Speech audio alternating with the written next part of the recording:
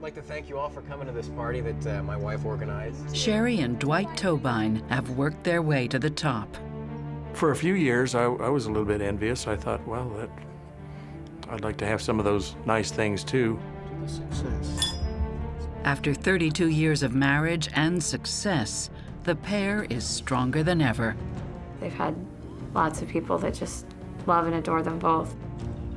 But this American dream will turn into a gruesome nightmare. There was something in her voice that said, there's something wrong. The legs were separate from the torso, and the arms were separate from the torso. There's remains that have never been recovered. Love may be blind and marriage bliss, but divorce is murder.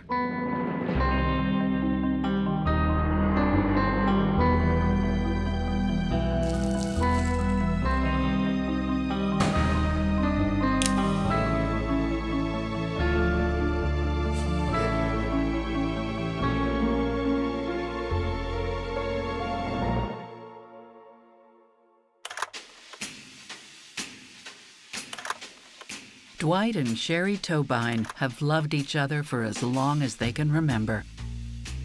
They grew up across the road from each other in small-town Clay City, Kansas. Dwight on a farm, and Sherry, the daughter of the owner of a local propane business. They were well aware of each other for a long time, from a very early age. She was a cute blonde girl, slightly chubby and short, but very cute nonetheless. They kind of caught each other's eyes, and she would kind of come to the edge of the street, jump on the tractor with him, and kind of ride around. In college, Dwight finally gets the nerve to ask out his longtime crush, Sherry, who's now a high school senior. They discover they share the same ambition, to make it big. Dwight and Sherry tie the knot in the summer of 1975. And just 3 short years later, the young couple heads to the city of Salina, Kansas, to pursue their dreams. They really sought out getting out of that little town that they were in, and it was going to be them against the world. It was going to be whatever they wanted, however they wanted, and they were going to make it happen. They weren't afraid of it. I'd say my mom was timid. She was scared. But she knew if she had my dad, they could conquer anything. She knew that that was kind of her ticket in some way. They settle comfortably in their rented townhouse, ready to take on the world.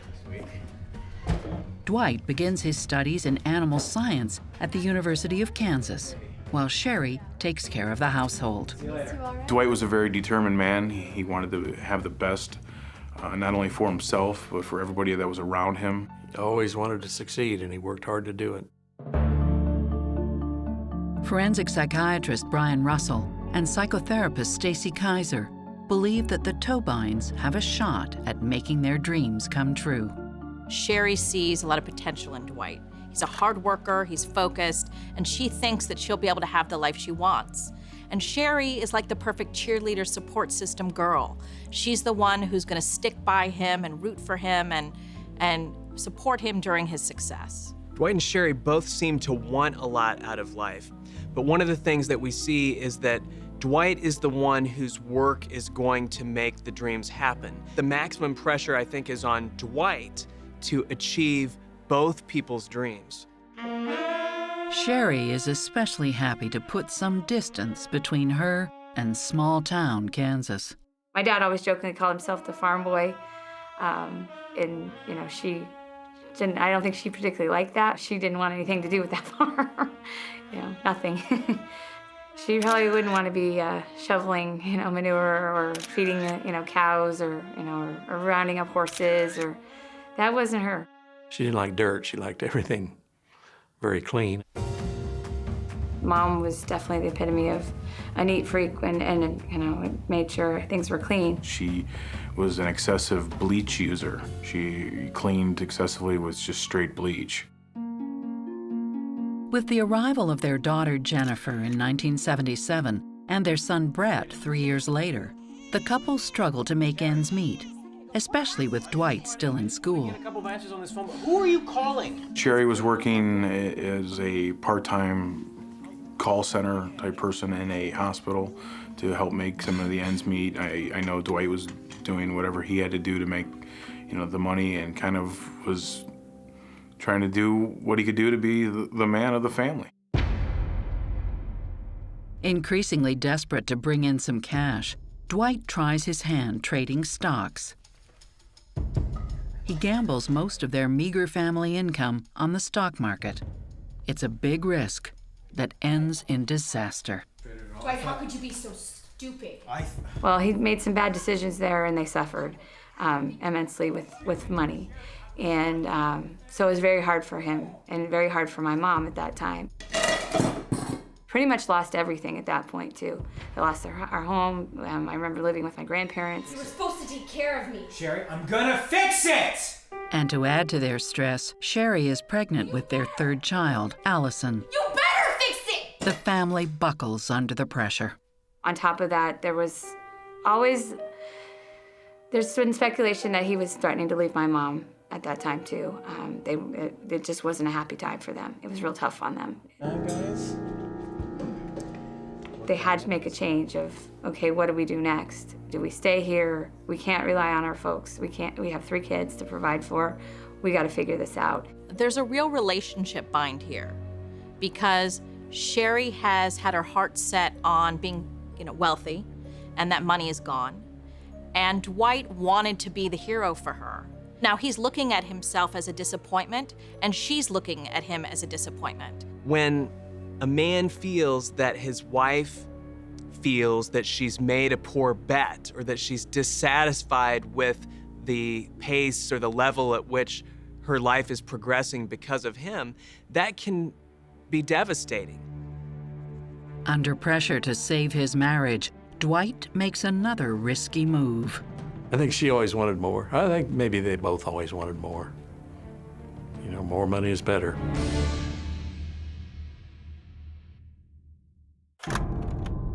The young Tobin family is on the verge of bankruptcy after Dwight bets everything they own on several failed stock trades.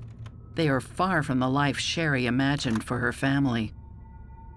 And to add to their stress, Sherry has just given birth to their third child. Dwight makes another gamble. He decides to move his family to Denver so he can earn his MBA. He looks for a job at a bank to tide him over. Dad landed the job in Denver, and then they really made some changes and said, hey, let's give everybody a fresh start, and us a fresh start, and the kids, and and everything about moving to Denver was right.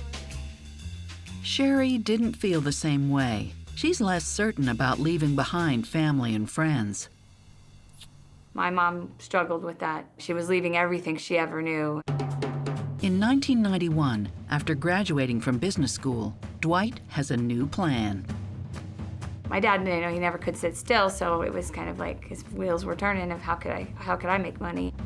A toast? He launches a leasing firm called Tobin & Company. They provide lease-to-own deals for organizations like schools or fire stations that can't qualify for a mortgage with a bank. He was the middleman. He set up the deal. He handled the funds transfer and so on. So basically for a small percent of the whole deal, and some of these deals could be worth $1 million. Within a few short years, business is booming. Dwight's business savvy is paying off, and they're soaring to new financial heights. For the first time since being on the brink of disaster, the family has finally arrived. After he got that degree, life changed a lot. They built their first home, truly from the ground up, 3,000 square feet with a basement, a dream home that, anybody would love to have. We all had our own bedroom, that was a huge thing. The Tobins spare no expense on their children. She would buy them whatever they needed, whatever they wanted, and however they wanted it, as soon as it came out of their mouth, it was there. Here comes the first one, all right? You ready? Are you ready? Sure? Okay, good. Dwight's new financial security allows him to spend a lot of quality time with the children. He could set his own hours quite a bit, so it came in real handy. And Dwight coached a girls' softball team for a while, the one that his daughter was on, and then so they had to buy a large SUV to transport the softball team around. When his kids shined, he was just on cloud nine. He was ecstatic. I mean, very proud parent. Earning close to $500,000 a year, the Tobines revel in their newfound wealth. The family is overwhelmed with this spectacular change in fortune. It was the perfect family of 5. The Tobines seem happier than ever. It was a great example of what I wanted to be like, what I wanted my marriage, what I wanted my future family to be like. And we just, I think we should go right They into it. don't just enjoy the money, they enjoy the status. Thanks a lot for coming again, guys. Thank you. The Tobines leasing. My theory on that, with most people, is, especially those that grew up without a lot, is kind of a validation of the world. Look at me, I made it. I'm really important now because I've got all this stuff. Sherry liked a lot of the good things in life. The way it came across when I met her is that she always had that taste for one step up. Sherry wants to play her part in shoring up the family's new position. She decides to get her real estate license in order to increase their income. I think she always wanted more. I think maybe they both always wanted more. You know, more money is better. Sherry is feeling a great deal of stress because she fears that the money is going to go away again. So part of what's starting to happen is she's trying to do everything that she can to gain control. Another thing that happens sometimes is when one spouse supports the ambition of the other and the other becomes successful. The one who was sort of in the support role can sometimes want to share more of the credit. I thought I told you about this a month ago. The family believes that Sherry is pushing Dwight too hard. She was kind of just, making sure like things were done. Double checking with them. Did you take care of this? Did you take care of that? And she was really on top of him. He'd get a little irritated and kind of just, tell her to back off and, let me do my business. Sharon, can I take a minute of your time, please? Others feel they are both equally compelled to achieve greater success and are pushing each other forward. My sense was that he was driven himself. Now, she may have put pressure on him, but he was very driven and very competitive. I'd almost describe him as a little bit controlling too. I mean, he was never in the military, but he acted like a drill sergeant once in a while. Okay, good. Yes. I've got other things to take care of. I don't want to come back and these aren't done. I know he always seemed to be a little frustrated that she was not catching on to things as quickly as he thought. If it was paperwork, if it was taking care of something with a business, he always wanted her to do it and would get frustrated if she didn't do it and do it on time. I've had many successful guys in business tell me over the years that at some point they felt like their wives and sometimes even their kids also saw them as just sort of ATM. It seems to me like those guys blame their relentless pursuit of financial success on the family, when the real truth is that's probably more like the reason why that man and that woman found each other in the first place, because they shared that ambition. The years go by, the kids leave home, and the couple grows old together. And after 28 years of marriage, Sherry has not lost any of her desire to make money.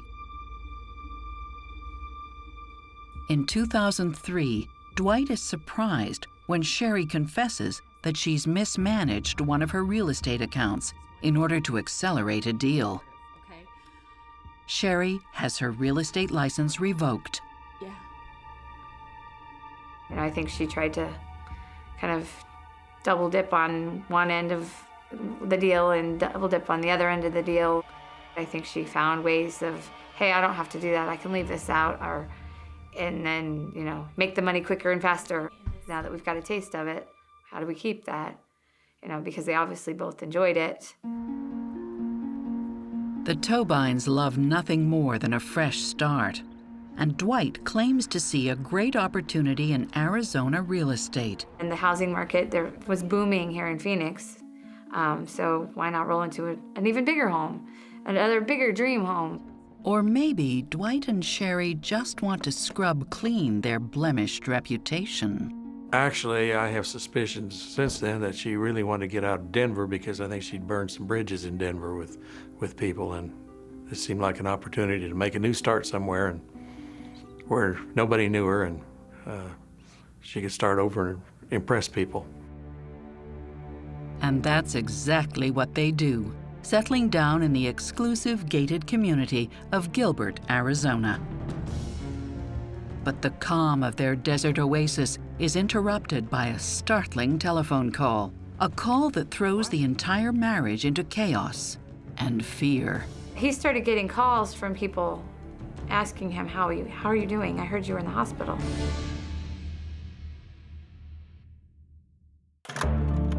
By 2003, Sherry and Dwight Tobine are sunning themselves in the warm and exclusive neighborhood of Gilbert, Arizona. It seems like a good place to get away from the embarrassment of Sherry's real estate trouble. To the success of the business. And Dwight continues getting more work than he can handle. I felt like they were at a really, even a higher peak than they were when they were in Denver. He always said he'd get her a dream car, and she always wanted a Blue Jag, and they got a Blue Jag. They are the talk of their friends and family back home in Kansas. It was a one-story, sprawling ranch. You know, you walk in, you saw their piano, you saw their formal dining room with a huge backyard. Dwight is enjoying a couple of extras himself.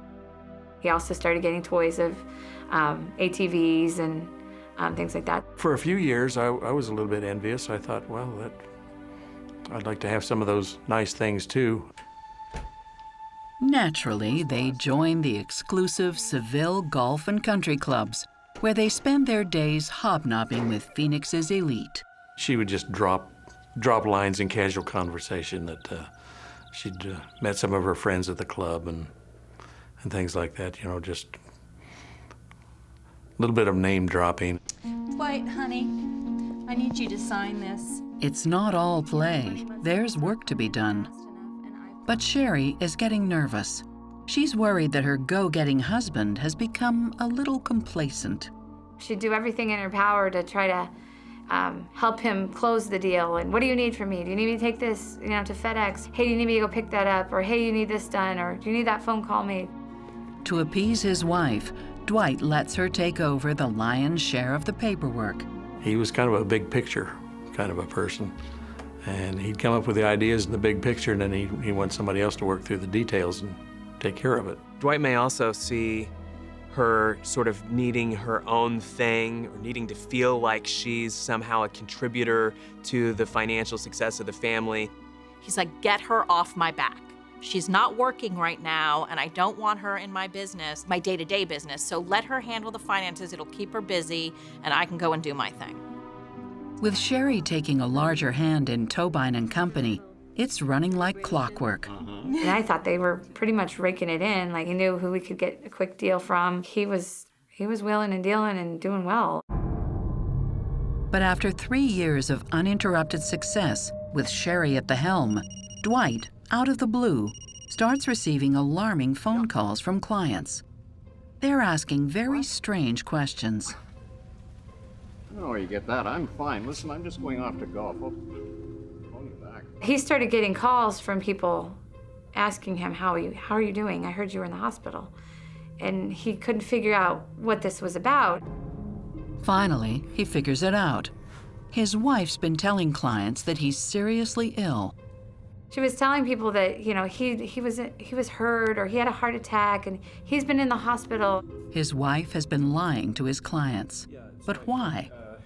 I just can't find the... Bewildered, Dwight takes a closer look at the company business. He discovers missing cash from several accounts. Approximately $50,000. He was pretty shook up, and he couldn't believe it. He was pretty disgusted. Sherry? Yes. Stop that bullshit! Dwight is furious. But Sherry tells him that she withdrew the money from the business to pay for family expenses.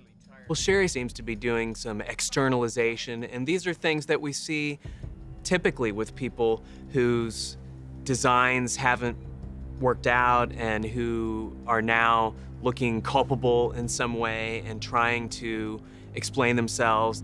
But knowing the way Dwight is, part of what I'm thinking is that he's probably upset with himself, thinking, I should have been watching, I should have been paying attention. You know, Sherry's a good person, she's on my side, and maybe this was all sort of accidental. Dwight was not paying attention, and he's about to realize the situation is worse than anyone imagined. One afternoon, the family receives a series of alarming messages from Sherry. Send us random text messages that were like, I love you. She hasn't been seen for hours, so Dwight searches the neighborhood. He couldn't find her. He didn't know what was going on. He was trying to find her, and we were trying to find them. Oh my God, Sherry!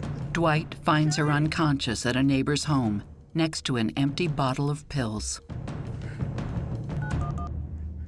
She pretty much told him when they were in the ambulance what was going on and what she was going to kill herself because she couldn't handle it anymore, and she's done a lot of bad things, and you know, the list went on and on and on. I couldn't. He got her to, you know, the hospital. They got her an ambulance and got her over there and pumped her stomach, and she was fine. But their financial situation is not fine. Sherry confesses that they are in debt to the tune of over $1 million. Everything Dwight has spent years building up has come crashing down. I remember sitting with him in the waiting room when all this was going down with my mom, and he's explaining all this to me. His head's down, and he's just had tears, like, you know, like, how can this be? Like, you know, it was just numb. Like, I've built this empire, I've given her a dream. You know, how could it be just ending? Dwight's entire concept of his life would have been shattered. Dwight's whole focus his entire life has been his wife, his kids, and money. Everything he's worked at, everything he's tried to do and accomplished is ruined. I'm worried about how he's going to handle the situation and what he might do. Dwight realizes they have no choice but to sell their house to pay their creditors. They leave their luxurious ranch behind and move into a rental in Scottsdale. I've never seen him that down. I'd never seen my dad at that point, that low. And when Dwight fails to show up for Thanksgiving dinner, the family worries that he might have sunk even lower. It's more of just a surprise. Like, is this really happening?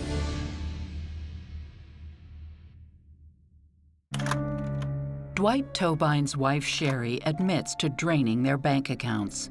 Over $1 million is missing. Everything he's worked for and earned over a lifetime is suddenly gone. It was tearing him up that, you know, he had this beautiful home office in Phoenix, but now this home office had turned into, I'm living here in Scottsdale in this little condo thing, and, you know, it pretty much, that was a train wreck. At least Sherry and Dwight are able to enjoy their family after their daughter Jennifer gives birth to her first child, Cody. They were kind of stepping into some new roles as grandparents, and so they're having a little fun with that, which was good. Gave them a little bright spot from all this craziness that was happening with them. Dwight tries to repair some of his business accounts by selling his home. At one time, he thought he could get $1 million out of the house. At one time, he probably could have. He was trying to save a little bit of everything, I think. I think he was trying to just kind of get things in a spot where he could control them. Sherry and Dwight have been together for a very long time. They came together with shared values. They have kids together. So it makes total sense to me that they're still trying to make it work. They've overcome things before in the past, and they're going to do what they can to overcome things today. At some level, Dwight probably feels at this point at least complicit, if not responsible for, some of the choices that Sherry's made. And so he may feel that it's unfair to lay the blame entirely upon her at this point. I have told you everything. As it turns out, Sherry has not only run the business into the ground, she's also committed fraud. And in early 2009, the FBI opens an investigation into Tobine and Company. And as he dug in more and more and more, it just escalated, and it just seemed like it steamrolled, and it was out of control faster than you can imagine. Some of the banks just filed civil suits to start the ball rolling. And he actually negotiated his way out of those and paid something back. But this one that turned into such a huge deal, there was no negotiation over that because it was a federal offense at that point. Dwight and Sherry's relationship plummets into a dark chasm. Given what's happened to the company, 9 months after discovering what his wife has done, Dwight decides it's no longer worth holding on to the fragments of their broken marriage. On November 5th, 2009, he tells his daughter Jennifer that he's getting a divorce. He had been working with his own attorney, but he said they advised him that he needed to divorce her so he wouldn't get blamed for her bank fraud. It was very hard for him to tell anyone, for that matter, because he knew his social status was going to change and his lifestyle, but he felt like people were going to judge him or whatever. It was very hard for him to come to grips with that. They have lost everything. As a couple, they're not together anymore. They don't have finances, they don't have success, and they're coming into the golden years. It's a time where you're supposed to be able to relax and enjoy life, and these two are trying to scramble to rebuild something that is gone. Well, at this point in Dwight and Sherry's marriage, it seems to me like their kids are really the only thing of lasting value that they've created. The financial success was fleeting and it's gone. Whatever kind of trust they would have had with each other is gone. Bryce Tobine offers his brother Dwight, now broke and destitute, a place to live. I said he could stay with me. We've got a big house and room for his own office and all that. And I could give him $10,000 or more for his pickup so he could pay off that bank note, and it'd be a way to start over. Dwight packs up and prepares to make the move to Oklahoma. The day before Thanksgiving, he was going to pick up a trailer and load up the things he wanted to bring and probably arrive in Oklahoma on Thanksgiving Day. Dwight never arrives. Instead, he sends a text. We stayed around on Thanksgiving because we thought he'd be there. It wasn't until Friday I get a text message said, change the plans, I got the flu. It'll be a few days, or talk to you in a few days. Then the next message I got, which was a few days later, said, I've gone to Mexico. Cell phone won't be in contact much because cell phone service isn't very good. Please don't tell anyone. I do remember those words. The rest of the family is also informed. Jennifer assumes that her father just needs some time to work things out. It made sense because of the stress from the money, the relationship itself needing a break. You know, they needed to get away from each other. They knew he was devastated by getting divorced from their mom. It's a new situation that they hadn't seen him in before, and so they may have not really known for a while what to make of his behavior. They may not have known what would be a normal pattern of interacting with them during this difficult time in his life. His son-in-law, Kurt, is concerned that he's trying to get away from his daunting financial difficulties and escape the federal investigation. One of the things was discussed was the fact that if things got crazy, his attorney would advise him that maybe he should go down south below the border just to kind of let things die down. And I thought he went down to Mexico to relieve some of the pressures that he was under. Bryce worries that his brother may be getting himself into even deeper trouble. Maybe Dwight had borrowed some money from some of the wrong people, and they were trying to collect, and he was going to try to disappear for a while. But I know he was very desperate, so that anything's possible when people get desperate enough. Jennifer also worries about her mother, who's not only been hit by her husband's departure, but is also facing a federal investigation. She's no longer responding to calls. Mom, I've called you 1,000,000 times. Call me back. We also were dealing with Mom. So we were wondering where Dad was, but then Mom was, where's Mom? And trying to get a hold of her.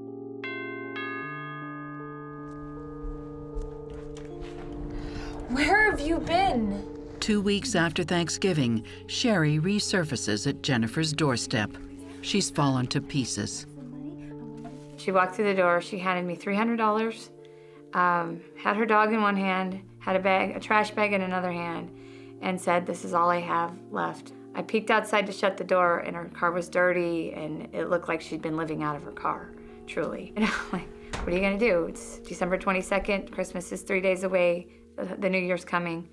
You know, you can't put a family member on the street. As a parent, you feel like you're supposed to be the supporter and the provider for your children. And so for Sherry to be at a point where she's living in her car and then ultimately having to move in with the daughter who she's supposed to be helping support could make a person really feel inadequate and sad and angry. Sherry's unusually territorial of the few things she has left. Because she had a garbage bag that was, upstairs that she held things in, and she was very, don't come in, this is my room. I traded cars with her one day, and that flipped her out. The family tries to be as understanding as possible when Dwight fails to show up for Christmas. It's especially hard on Sherry. I got a text message from him that said, hey, don't worry about me for the holidays. I'll catch up with you after the first of the year. Just point blank like that. I was like, well, maybe he just truly needs a break. And then maybe it's my time to pitch in and deal with her. And she does take care of her mother for months without any additional word from her dad. During this time, Sherry's behavior is becoming increasingly bizarre.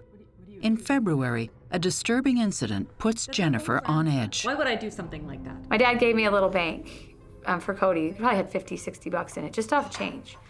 It was sitting in my windowsill, and I went to pull it down, it was empty. So I went to ask her about it, and she's like, I don't know what you're talking about. I wouldn't take money from my own grandson. What are you talking about? So then she comes back a couple hours later with this huge bag of pennies and quarters and dimes, slams it on my counter. Here's your money back for your son. Sherry is not coping well with her husband's prolonged absence. Drinking more than I've ever seen my mom drink in my life, ever. Bottles, vodka to wine to whatever. 3 months after Sherry moves in, Kurt and Jennifer, who's pregnant with her second child, can no longer tolerate her behavior. I escorted her to the door. She went out the door. I went to go shut the door. She put her foot in the door and said that her little dog, her little lap dog was there. And she said, I needed my dog. And I opened the door and I said, you go ahead, grab your dog and then get out of here because you're not welcome here anymore. The months pass. There's still no phone call from Dwight. He even fails to show up after Jennifer gives birth to her second child. I wanted to call and say what's going on, and I couldn't get a hold of him, and I didn't know, and his phone was acting funny at that point. And I remember calling my grandma and telling her there was something in her voice that said, there's something wrong with your dad. There's something wrong. As the family becomes panic-stricken, the police discover that this turbulent marriage did not come to an amicable end. Some of these body parts were very forcefully removed, not just a clean cut with a saw.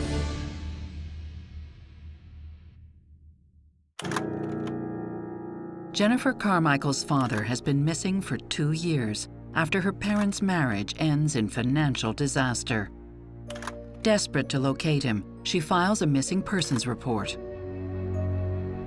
After reading the initial report and after speaking to Jennifer, I thought, you know what, maybe he was a little bit more involved in this whole federal investigation than he wanted his kids to even know about. And so maybe he's in jail somewhere. Maybe he is doing his time, and he just was too proud to tell his kids. Then, just 2 weeks later, police discovered Dwight's truck abandoned at an apartment complex in Phoenix. It was apparent that truck had been there a long time and had not been moved. Dust on the windshield and on the vehicle. They started questioning family, they started questioning everything. The world was already spinning. I just thought, oh my God, what is going on? What happened? Investigators search for witnesses who can shed light on Dwight's disappearance. One of those interviews included going back to the house that Sherry and Dwight were living in when he went missing in November of '09. And we went and met with the homeowner there. And one of the things she told us was that the carpeting in the master bedroom had been replaced. So I remember thinking, okay, can this really be happening?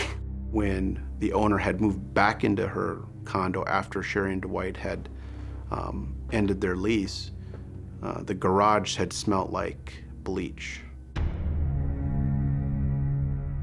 The only person who had access to the rental before Dwight's disappearance was Sherry. She's now living in a rental just down the street from Jennifer. Police begin to watch the 53-year-old grandmother like a hawk. There is nothing much to observe other than Sherry going about her business. But after a week of observation, police notice something unusual. All of a sudden they observe Sherry come out of the house with a garbage bag, and she puts something in her trunk, and she gets back into her car and she takes off and she leaves. So we're listening to this over the radio, and it was kind of odd, like, where is she going now? And she proceeds to drive from the west side of the valley all the way out to the South Chandler area and disposes of the bag in a dumpster. At this point, it's I think roughly around 7 o'clock at night. So the surveillance officer jumps into the dumpster and opens up the bag, and there's a towel and some other clothing. So the surveillance officer unravels the clothing and sees now a weapon, handgun. In your dumpster. Investigators immediately bring Sherry in for questioning. By all appearances, she seems like a timid and confused grandmother. So I was depressed. But when Sherry explains the gun to police, she makes a surprising confession. I bought the gun because I wanted to commit suicide. They were in the bedroom, and she came in with the gun. She was going to kill herself, and he tried to grab it out of her hands. The gun went off, accidentally went off, and grazed him in the arm. She said he wrapped up his arm and then left in his truck, and that was the last time she saw him. After a grueling 10 hours of interrogation, with each retelling, her story changes. Finally, Sherry admits that her husband was fatally shot in the struggle. She gave 4 different versions of how that happened, but she admitted to accidentally shooting him and then abandoning his body in the desert. Sherry also admits to communicating with the family, pretending to be Dwight, to make it seem as though he was still alive. She'd sent text messages, emails, messages. I even think she may have been messing with his Facebook. And the reason, says Sherry, for keeping up the charade is that she was worried no one would believe her story. So she kept her husband's body in the freezer for a month before finally disposing of it. She wrapped the body up and drug it out to the garage, and then later disposed of it in the desert, is what she told us that day. She also makes a reference to cleaning up the blood after Dwight was shot. She made weird comments to us. It's not clean unless it's bleach clean. And I remember after that interview on the 14th, we took her out to the desert. She was going to show us where she dumped the body. She made weird comments. You know, if we did find the body, do you think the animals or the coyotes would have done anything to the body? At the time, it was an odd statement, like, what does she mean by that? We drove her out to the location and we searched around there. We couldn't find anything because it wasn't there. Even without a body, investigators arrest Sherry for the death of her husband on the charge of first-degree murder. The family is stunned by Sherry's confession. My first reaction was, disbelief. It was more of like, please don't let this be happening. First, it was like, are you talking about my mom? Seriously? Like, the gal that doesn't like to, pick up dog poop. It was a whirlwind of emotions. It was an anger that I couldn't describe. I was angry with my mother because how could she do this? How could she do this to her family that they had built together? The cops are not convinced that the shooting was an accident, but in order to prove their suspicions, they need to locate Dwight's body.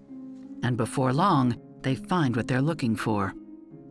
The results are beyond disturbing. Several nearby counties have reported body parts appearing at the side of the road over the Christmas holidays, discovered by people stopping for a rest break. A left leg was recovered out in Pinal County. A couple days later, in the north part of Maricopa County, north of Phoenix, the right leg was discovered. About 100 miles west of Phoenix, a complete torso was recovered. And I said, well, can you give me a little description as to the race, the height, the weight? And I'm listening to him tell me this, and that's the exact description of Dwight Tobine.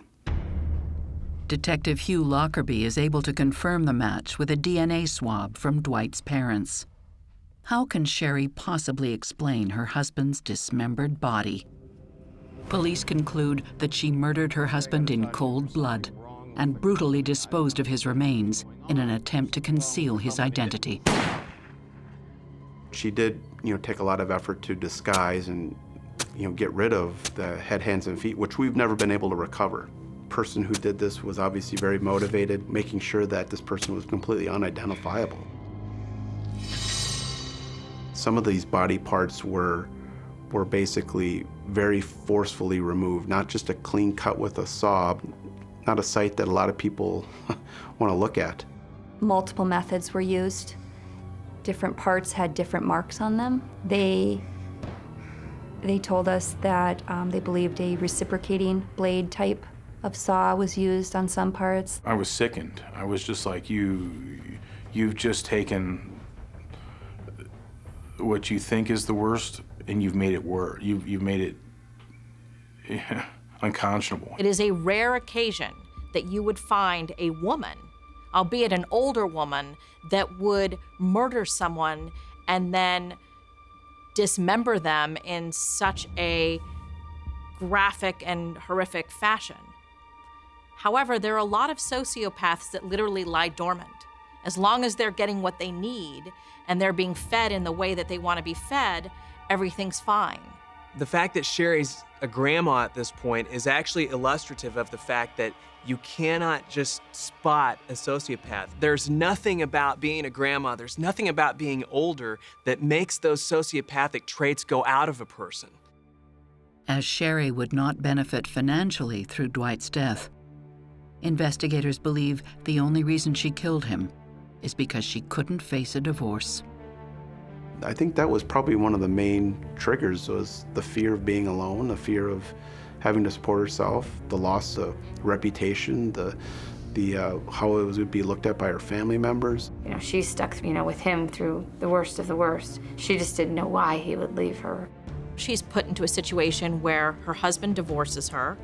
She has absolutely no money, and she wants him to pay for that. She wants him to suffer, and the way she's going to make him suffer is by killing him. After the discovery of Dwight's dismembered body, prosecutors have a strong case against Sherry. The charge? First-degree murder. Jennifer feels deeply betrayed by her mother. She used me and my garbage cans and my life, and was using my home to finish her cleanup. I wonder what she did throw away. Wonder if she threw remains in my garbage. All of these questions play into my head. You always hear the jokes, okay, yeah, your mother-in-law's living with you or this or that. Well, that's all fun and games, but when you look at this type of scenario, of course, hindsight's 20/20, but I allowed a very, very bad thing into my home. Jennifer Carmichael does not understand how the grandmother to her children was capable of such a heinous act. I had this vision of she was just a sweetheart, and cared about people. There was people that had cancer, and she took them food and, helped them with their treatments. But I'm just shocked, completely shocked that how can, this, what I thought, be so different. One of the things that we know about sociopaths is they literally have the ability to split their emotions. And so it could be that Sherry would butcher her husband and scatter him around the country, and also try to be doting and loving to her children by sending these text messages from their supposedly still alive father so that they can feel comfort and peace as they go about each and every day. I'll bet you if you went to the prison and interviewed Sherry, she would tell you that that is the reason why she sent them the text messages over those months. It was just to make her children think that he was still alive and that there was still an ongoing relationship with their dad. It was some kind of altruistic thing. That is the essence of the sociopath. Sherry pleads guilty to avoid the possibility of being sentenced to death at trial. On May 19, 2012, Sherry Tobine is sentenced to life in prison, plus 31 additional years for fraud-related charges. She pled and sentenced all in the same day, which was a bit rare, but she agreed to plead guilty to first-degree murder. They felt that that was the best course of action, and she didn't want the death penalty. Most of Dwight's remains are still missing. I think that's probably the thing that bothers me the most, is not being able to give closure to the family. The death has torn the Tobine siblings apart.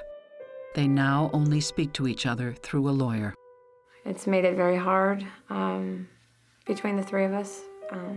I think we're all deeply hurt on some level. We're all in a different place with our grief. The family is still grappling with the horrific loss. Every day you think about it, I relive that. You know, I relive the fact of when my wife heard the news. It's bad. I think the hardest thing was what it did to my dad. He didn't live long enough to see her punished. He was denied that opportunity to have contact with his son for the rest of his life. I feel like he's doing God's work now, and that's important, that's huge. Even though I miss him so much, so much.